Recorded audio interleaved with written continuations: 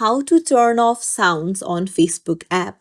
Hey everyone, welcome back to the channel. If you are new here, don't forget to hit the subscribe button and turn on the notification bell to not miss any updates. So are you tired of those sounds on Facebook? Then you're in the right place. I'll show you how you can turn it off. So let's dive right in.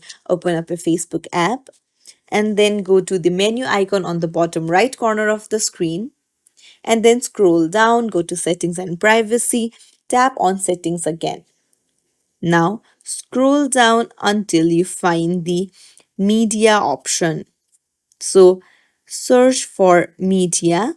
It's under preferences. Go ahead and tap on it, and then here you will scroll down and see the sound option. So you can see that play all sounds in app is toggled on.